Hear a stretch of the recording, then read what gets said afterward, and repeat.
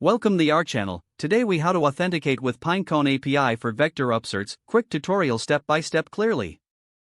To authenticate with the Pinecone API for vector upserts, first, visit the Pinecone website. Create an account if you haven't already, or log into your existing account. Once logged in, navigate to the API keys section on your dashboard.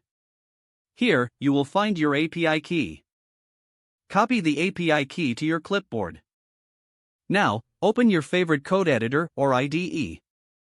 Start by installing the Pinecone client library. You can do this using pip with the command pip install Pinecone client. After the installation, import the Pinecone library into your script. Use the import statement, import Pinecone. Next, initialize the Pinecone environment. Assign your API key to the Pinecone client using pinecone.init API_key equals your _API key. Replace your _API key with the actual API key you copied earlier.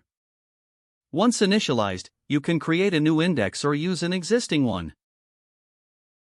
To create a new index, use the command pinecone.create_index index_name. For this, replace index_name with your desired index name. Check if the index exists by using pinecone.list_indexes. If the index is present, you're ready to perform upserts. To upsert vectors, prepare your data as a list of tuples.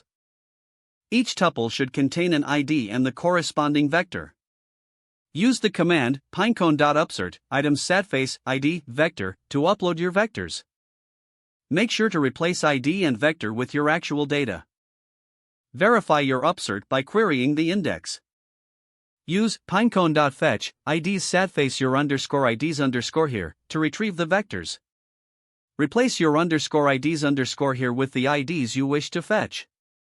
If successful, you will see the upserted vectors in your response. Remember to handle any potential errors with try except blocks. Finally, close your Pinecone client connection when you're done. Don't forget to like this video and subscribe to our channel for more step-by-step tech guides.